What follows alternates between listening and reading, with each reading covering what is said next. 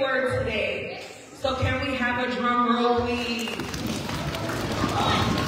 Let's give it up for Miss S and Miss Thompson.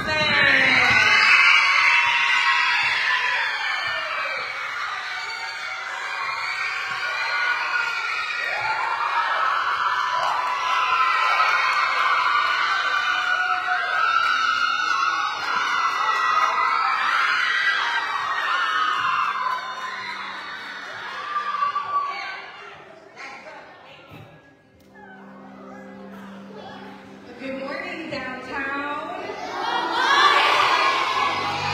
So, as you know, we have been going over the 10 Commandments. So, we're going to go over all of those 10, including the ones we're going to talk about today. And we're going to go over the signs as well. And I'm going to have a special friend come up and help us, Juan Wilson.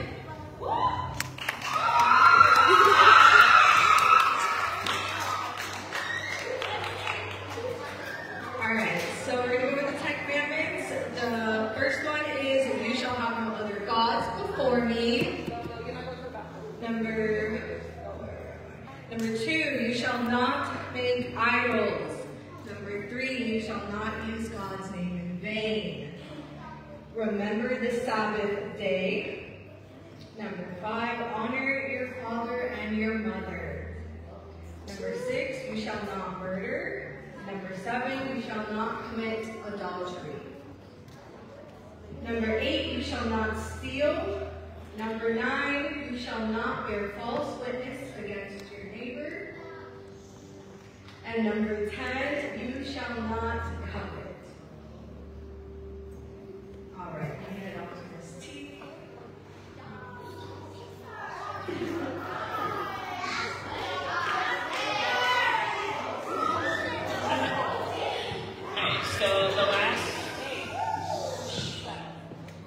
So the last 2 commandments are found in Exodus chapter 20, verse 17, and Deuteronomy chapter 5, verse 21.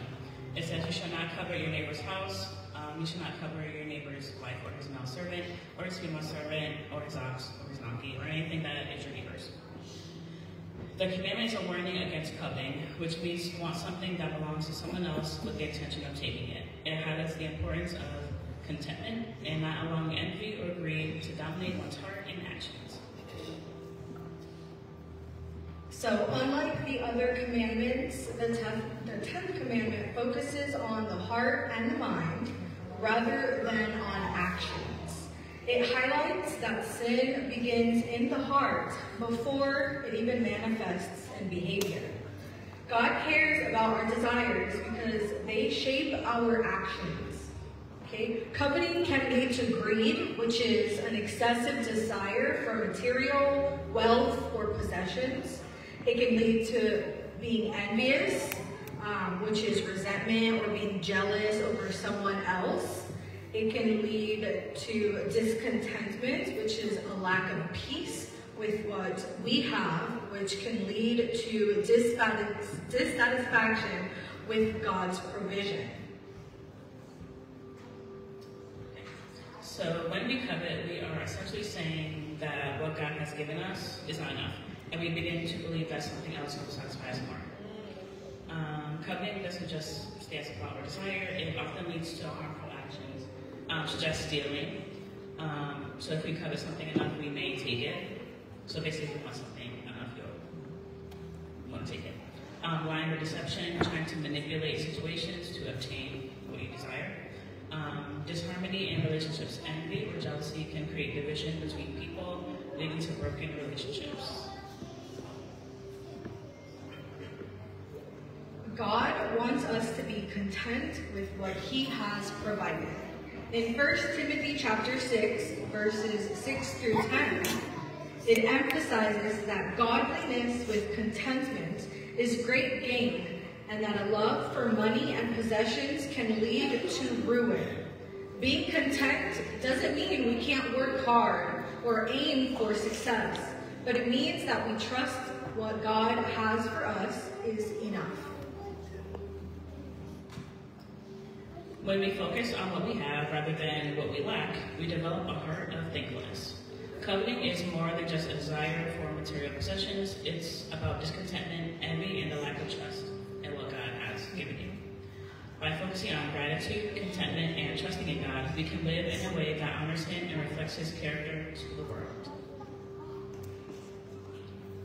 So now that we have discussed the 10th commandment, we're going to watch a little video that kind of recaps the story on how God gave us the 10 commandments and what they all are.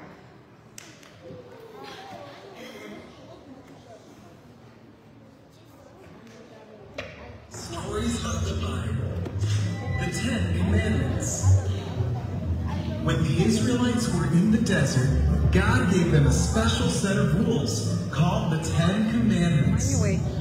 The people were afraid to hear from God. So God spoke these commandments to Moses, and Moses told the people, "Do not put any other gods in place of me. Do not worship false gods. Do not misuse the name of God. Remember the Sabbath day. Honor your father and mother. Do not murder. Do not commit adultery. Do not steal. Do not tell lies about your neighbor. Do not want to have anything your neighbor owns." Then God wrote the commandments on 2 stone tablets and gave them to Moses. God told Moses that he must teach the people to obey the rules and do all that God had commanded. When the Israelites followed God's commandments, they would show the world they lived differently than all others, and that they were God's chosen people.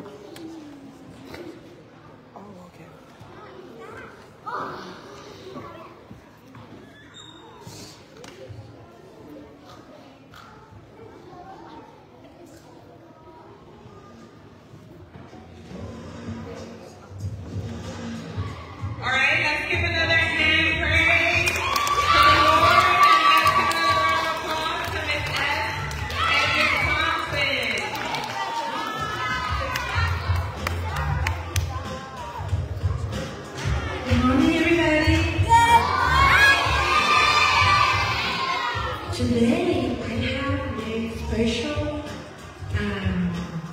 commitment because Ms. Rosario told me to recognize the student of the month. All of you are doing so well. And here we have the name. I need a helper. Sebastian.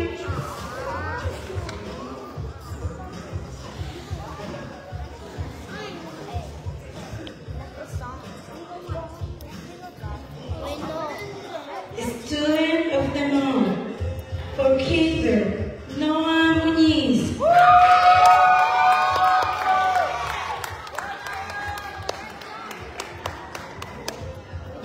First grade, Jose Villafaña.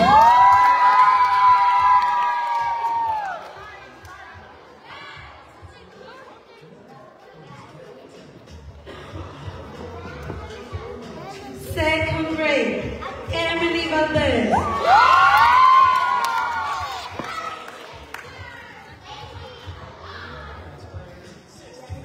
Third grade, David Montanes.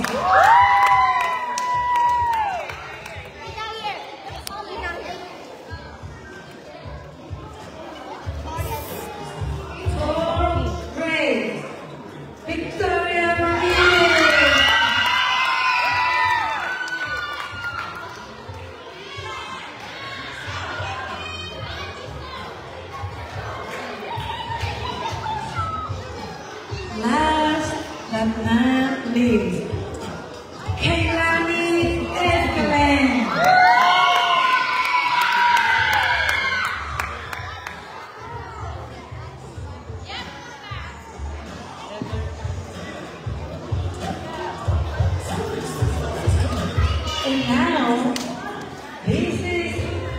a special recognition. This is the staff of the mom. All of you love the person.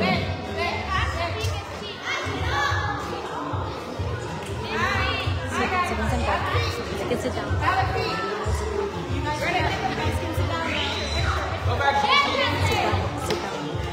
Sit down. Guys, go back to your place, please. Thank you, good afternoon, for your good example. Thank you because you did your best. And this person now also is giving the best. All of us love that person. When that person is not here, we suffer. We love that person. It's very entertaining, it's fun. I said he? I didn't say it yet. That's why I just said person. Everybody, can you clap? We love him. The start of the month is Eliel Huerta.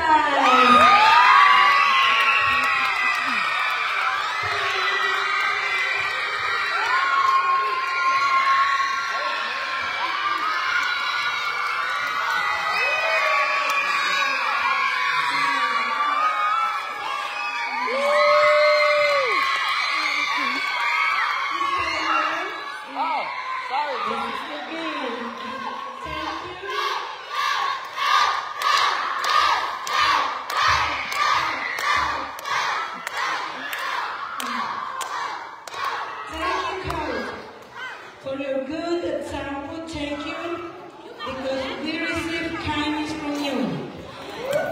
And now, guys, we're going to close our service today. We need somebody to pray.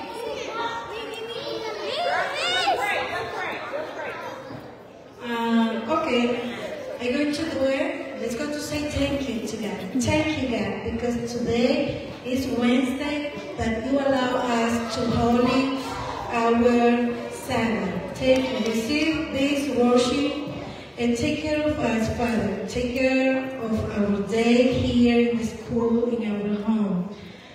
We need you and we hope in you, Father. We trust you. In Jesus' name we pray.